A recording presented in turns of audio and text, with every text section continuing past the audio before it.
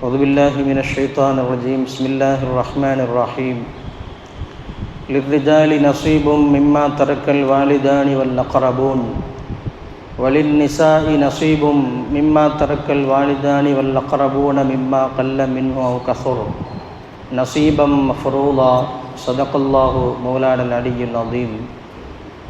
وعن أبي هريرة رضي الله تعالى عنه قال رسول الله صلى الله عليه وسلم تعلموا الفرائض وعلموه فإنه نصف العلم وهو ينسى وهو أول شيء ينتزع من أمتي أو كما قال عليه الصلاة والتسليم.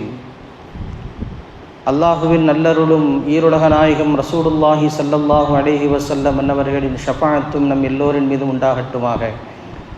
இறை இல்லமாம் புனித கஅபத்துல்லாஹுவை மீண்டும் மீண்டும் தவாஃபு செய்யவும், கண்மணி நாயகம் ரசூலுல்லாஹி ஸல்லல்லாஹு அலைஹி வஸல்லம் அன்னவர்களின் ரௌலா ஷரீஃபை ஜியாரத் செய்யவும் அல்லாஹ் நம் அனைவருக்கும் தௌஃபீக் செய்வானாக. நம் எல்லோரின் பாவங்களையும் மன்னித்து உயர்ந்த சொர்க்கத்திற்கு தகுதியுள்ள மக்களாக அல்லாஹ் நம் அனைவரையும் ஆக்கியருள் புரிவானாக. கண்ணியமிக்க முஃமினீன்களே, அல்லாஹுவின் நல்லடியார்களே, இன்றைய தினம் ஓதப்பட்ட அருள்மறை வசனங்களிலே வாரிசுரிமை சட்டங்களை குறித்து அல்லாஹ் மிக தெளிவாகவே பேசுகிறான். லிர்ரிஜாலி நஸீபும் மிம்மா தரக்கல் வாலிதானி வல் அக்ரபூன். பெற்றோர்கள், சொந்த பந்தங்கள், உறவினர்கள் விட்டு சென்ற சொத்துக்களிலே ஆண்களுக்கு சரியான முறையிலே பங்கு இருக்கிறது. வலின் நிசாஇ நஸீபும் மிம்மா தரக்கல் வாலிதானி வல் அக்ரபூன். அதுபோல பெண்களுக்கும் விட்டு செல்லப்படுகிற சொத்துக்களிலே அவர்களுக்கும் முறையான பங்குகள் இருக்கிறது என்று ரப்புல் ஆலமீன் இந்த வசனத்திலே வராசத்தை குறித்து அல்லாஹ் மிக தெளிவாகவே பேசுகிறான். வேறு எந்த சமயத்திலும் வேறு எந்த வேத நூற்களிலும் சொல்லப்படாத, சமூகத்திற்கு மிக அவசிய தேவையாக இருக்கக்கூடிய, மக்களுக்கும் குடும்பங்களுக்கும் உறவுகளுக்கும் இடையிலே நல்ல ஒரு இணக்கத்தையும் ஒரு பிணைப்பையும் உண்டாக்குவதற்காக வேண்டிய இந்த சொத்துரிமை சட்டங்களை அல்லாஹ் குர்ஆனிலே தெளிவுபடுத்தியிருக்கிறான். பல்வேறு விஷயங்களை குர்ஆனிலே பேசுகிற இறைவன் அதற்கான விளக்கங்களை மக்களுக்கு எடுத்து சொல்லுமாறு நபி அவர்களுக்கு அல்லாஹ் ஒப்படைத்திருந்தான். ஆனால் இந்த வாரிசுரிமை, யார் யாருக்கு எவ்வளவு சொத்துக்கள் பங்குகள் கிடைக்கும் என்பதை அதை நிர்ணயிக்கின்ற பொறுப்பை அல்லாஹ் தன் மீது அது வைத்து கொண்டான். ஃபரீலத்தம் மினல்லாஹ், இது அல்லாஹ்விடம் இருந்து விதிக்கப்பட்ட விதிமுறைகளாக இருக்கிறது. அல்லாஹ் அதை தன் மீது கடமையாக்கி வைத்திருக்கிறான். யார் யாருக்கு எவ்வளவு பங்குகள் சரியான முறையிலே பிரித்து கொடுக்கப்பட வேண்டும் என்பதை அல்லாஹ் தீர்க்கமாக முடிவு செய்து வைத்திருக்கிறான். இதில் யாரும் எந்த கருத்துக்களும் இதில் சொல்வதற்கோ வியாக்கியானங்கள் சொல்வதற்கோ அதில் வேலையே இல்லை. அவ்வளவு தெளிவான முறையிலே அல்லாஹ் இதிலே பேசியிருக்கிறான். நாம் யோசித்து பார்க்கிறோம், ஏன் அல்லாஹ் இது போன்ற விஷயங்களை எல்லாம் தன் கையிலே அல்லாஹ் எடுத்திருக்கிறான்? இதற்கான ஹிக்மத்துகள் என்ன என்று நாம் யோசித்து பார்க்கிறோம். 3 ஹிக்மத்துகளை சங்கைக்குரிய விரிவுரையாளர்கள் நமக்கு சொல்லித் தருகிறார்கள். இந்த சொத்து பங்கீடுகளை குறித்து குர்ஆனிலே பேசுவதனுடைய அவசியம், ஒன்று, இரத்த உறவுகளை பேண வேண்டும். உடன் பிறந்தவர்கள், இரத்த உறவுகள், அவர்களுக்கு இடையே நல்ல ஒரு பிணக்கத்தை உண்டு பண்ண வேண்டும் என்பதற்காக வேண்டி, தாய் தந்தை, கணவன் மனைவி, மகன் மகள், பேரன் பேத்திகள், சகோதரர்கள் சகோதரிகள், இப்படியாக இருக்கக்கூடிய குடும்ப உறவுகளை எந்த வகையிலும் யாரும் அது விட்டுவிட முடியாது. எல்லோர்களையும் நீங்கள் அனுசரித்து அது நடக்க வேண்டும் என்கிற ஒரு உன்னதமான தத்துவத்தை போதிப்பதற்காக வேண்டிய. இரண்டாவது சொல்லுவார்கள், திருமண உறவுகளை பேணுவதற்காக வேண்டி.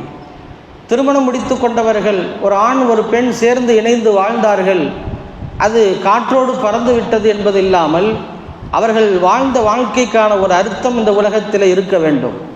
கணவன் விட்டு செல்கிற சொத்துக்களிலே மனைவிக்கு பங்கு இருக்கிறது, மனைவி விட்டு செல்கிற சொத்துக்களிலே கணவனுக்கு பங்கு இருக்கிறது என்று ரப்புல் ஆலமீன் அந்த திருமண உறவுகளை கட்டி காப்பதற்காக வேண்டியே அல்லாஹ் இதை விதித்திருக்கிறான் என்று சொல்வார்கள். அஞ்ஞான காலங்களிலே பெண்களுக்கு அந்த உரிமைகள் இல்லாமல் இருந்தது. பெண்களும் அவர்கள் ஒரு சொத்தாக அவர்கள் கணக்கிடப்பட்டார்கள். பெண்களும் அது பிரிக்கப்பட வேண்டிய சொத்து தான். பெண்களும் அவர்கள் அனுபவிக்கப்பட வேண்டியவர்கள் என்ற ஒரு நிலைகள் இருந்த காலத்தை அல்லாஹ் அதை மாற்றி பெண்களுக்கும் அவர்களுக்கு உரிமைகள் இருக்கிறது, அவர்களுக்கும் மன விருப்பங்கள் இருக்கிறது, அவர்களுக்கும் தனி அங்கீகாரங்கள் இருக்கிறது என்று ரப்புல் ஆலமீன் பெண் சமூகத்திற்கு மிக உயர்ந்த முக்கியத்துவத்தை, அந்தஸ்தை ரப்புல் ஆலமீன் ஏற்படுத்தி தந்திருக்கிறார். பெண்களுக்கு சொத்துக்கள் தேவையில்லை, குடும்ப நிர்வாகங்களை நிர்வகிக்கக்கூடிய பொறுப்புகள் ஆண்களுக்குத்தான் இருக்கிறது என்றாலும் அவர்களுக்கான அந்த மரியாதைகளை, மகத்துவத்தை பேண வேண்டும் என்பதற்காக வேண்டிய பெண்களுக்கும் அவர்களுக்குரிய பங்குகளை அல்லாஹ் குர்ஆனிலே பேசுகிறான். மூன்றாவது சொல்வார்கள் அல் வலாஹ் என்று சொல்வார்கள். அது நடைமுறையிலே இல்லை. எஜமானர்கள் தங்களுடைய அடிமைகளை உரிமையிடுகிற போது அந்த அடிமைகள் இந்த உலகத்திலே யாரும் கைவிடப்பட்டு விடாத வகையிலே அல்லது அவர்களுடைய சொத்துக்கள் இந்த உலகத்திலே வேறு யாராலும் அது கபலீகரம் செய்யப்படாமல் இருப்பதற்காக வேண்டி அவர்களுக்கும் அந்த எஜமானர்களுக்கும் இடையிலே அந்த உறவை, பிணக்கத்தை உண்டு பண்ணுவதற்காக வேண்டிய வலாஹினுடைய உரிமை எஜமானர்களுக்கு இருக்கிறது என்று ரப்புல் ஆலமீன் குறிப்பிடுகிறான். ஆக இந்த மூன்று முக்கியமான நோக்கத்திற்காக வேண்டித்தான் இந்த சொத்து பங்கீடுகளை குறித்து ரப்புல் ஆலமீன் குர்ஆனிலே பேசுவதாக நாம் பார்க்கிறோம். சகைக்குரிய பெருமக்களே, இன்றைக்கு நமது வாழ்க்கையிலே இருக்கக்கூடிய பெரும் பிரச்சனைகள் ஒன்றாக இந்த சொத்துரிமை என்பது அமைந்திருக்கிறது, இந்த சொத்து பங்கீடு என்பது அமைந்திருக்கிறது என்பதை பார்க்க முடிகிறது. பல்வேறு வணக்கங்களிலே ஈடுபடுகிறோம்.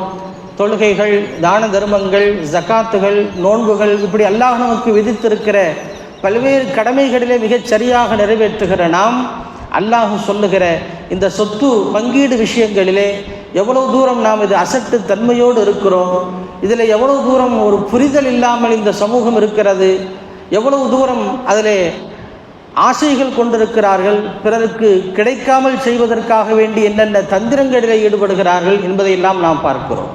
ஒரு குடும்பத்திலே தன் சகோதரர்களுக்கு போய் சேர வேண்டிய சொத்துக்கள் சேராமல் இருக்கிறது, தன் பிள்ளைகளுக்கு போய் சேர வேண்டிய சொத்துக்கள் கிடைக்காமல் இருக்கிறது.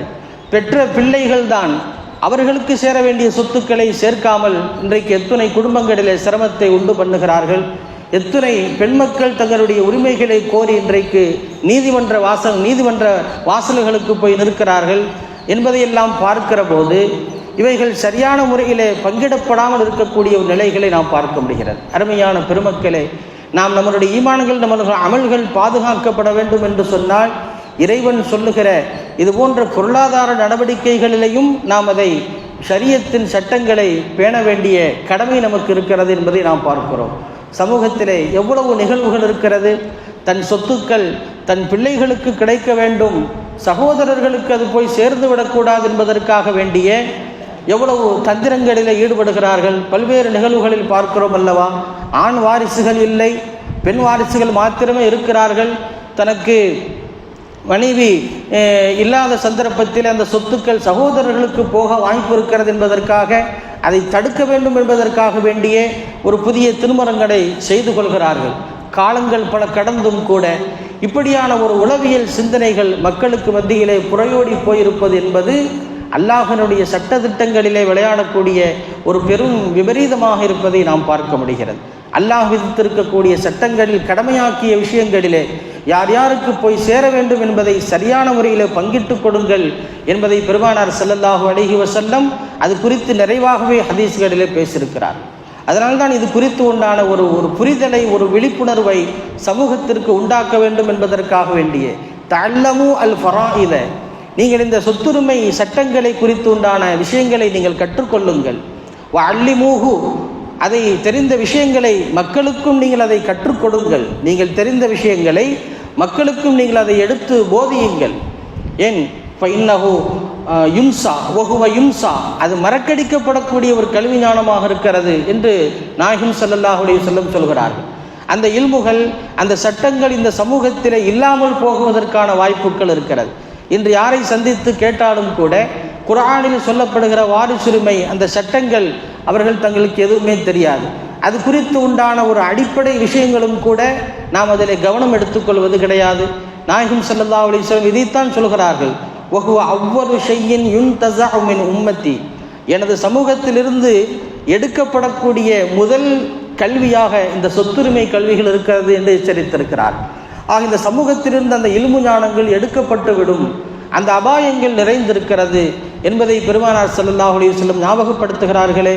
ஆக இது குறித்து உண்டான கல்விகளை நாம் ஓரளவுக்கு தெரிந்து கொள்ள வேண்டும். அதில் இருக்கக்கூடிய சட்ட நுணுக்கங்கள் விஷயத்தில் நாம் கவனம் செலுத்தாவிட்டாலும் அதில் இருக்கக்கூடிய அடிப்படை மேலோட்டமான விஷயங்களில் யார் யாருக்கு யார் உயிரோடு இருக்கும்போது யாருக்கு கிடைக்கும், யார் இருக்கும் பொழுது யாருக்கு அந்த சொத்துக்கள் போய் சேர வாய்ப்பில்லை என்பது போன்ற அடிப்படையான விஷயங்களை தெரிந்து கொள்ள வேண்டிய கடமை இன்றைக்கு முஸ்லிம் சமூகத்திற்கு இருக்கிறது என்பதை நாம் மறந்துவிடக்கூடாது. சங்கைக்குரிய பெருமக்களே, ஆக அல்லாஹ் போதித்து தருகிற இது போன்ற சட்ட விஷயங்கள் அது உளவியல் காரணங்களை பாதுகாப்பதற்காக வேண்டி, சமூகத்திலே வேறு ஏதும் இது போன்ற பழிவாங்கும் உணர்வுகள் ஏற்பட்டு விடக்கூடாது என்பதை தடுப்பதற்காக வேண்டியே இது எல்லாமும் கட்டமைக்கிற பொறுப்பை அல்லாஹ் தன் கையில் எடுத்திருக்கிறான். இன்றைக்கு பெற்றோர்கள் அவர்கள் ஹயாத்தாக இருக்கிற பொழுதே அவர்களுக்கு சேர வேண்டிய சொத்துக்களை தங்களுக்கு எழுதி தருமாறு நிர்பந்திக்கக்கூடிய சூழல்களை எல்லாம் இன்றைக்கு நாம் பார்க்கிறோம். எத்தனை குடும்பங்களிலே பெற்றோர்களை, தன் தந்தையை தாயை கொலை மிரட்டல் விடுக்கக்கூடிய, கொலை எச்சரிக்கை செய்யக்கூடிய, உயிர் பயத்தை உண்டாக்கக்கூடிய எத்தனை நிகழ்வுகள் இன்றைக்கு நாம் பார்க்க முடிகிறது. ஷரியத்து சட்ட திட்டவட்டமாக சொல்கிறது, பெற்றோர்கள் அவர்கள் ஹயாத்தோடு உயிரோடு இருக்கும் காலம் வரை அவர்களுக்கு முழு உரிமைகள் முழு அதிகாரங்கள் இருக்கிறது. அந்த சொத்துக்களை எப்படி பராமரிக்க வேண்டும், அந்த சொத்துக்களை யார் யாருக்கு அது பங்கீடு செய்து தர வேண்டும், அவர்கள் ஹயாத்து அவர்கள் வஃபாத்தாகிற பிறகுதான் அந்த சொத்துக்களை பிரிக்கப்பட வேண்டும் என்பதிலே ஷரியத்து தெல்ல தெளிவாக நமக்கு போதிப்பதை பார்க்க முடிகிறது. சங்கைக்குரிய பெருமக்களே, இதுபோன்ற சொத்துக்களை சட்டத்திற்கு புறம்பாக குறுக்கீடான முறைகளிலே அனுபவிக்க வேண்டும் என்பதற்காக வேண்டி பல நபர்களுக்கு போய் சேராமல் இருப்பதற்காக வேண்டியே காலமாக பல்வேறு குடும்ப பாரம்பரிய சொத்துக்கள் பிரிக்கப்படாமல் இருக்கக்கூடிய நிலைகளையும் கூட இன்றைக்கு நாம் பார்க்க முடிகிறது. அல்லாஹ் பாதுகாக்க வேண்டும். காலம் கடந்து பிரிக்கப்படுகிற சொத்துக்கள் அது பிரிக்கப்பட்டாலும் கூட அதில் போய் சேர வேண்டிய எத்தனை நபர்கள் அதை அனுபவிக்காமல் இந்த உலகத்திலிருந்து விடைபெற்றிருக்கிறார்கள். அதனுடைய பாவங்களை எல்லாம் யார் சுமப்பது? ரப்புல் ஆலமீன் பாதுகாக்க வேண்டும். இது குறித்து உண்டான சட்ட தெளிவுகளை, நல்ல புரிதல்களை அல்லாஹ் நம் எல்லோருக்கும் புரியக்கூடிய தௌஃபீக்கினை செய்தல் புரிவானாக. வாஹிரு தஅவானா அல்ஹம்துலில்லாஹி ரப்பில் ஆலமீன்.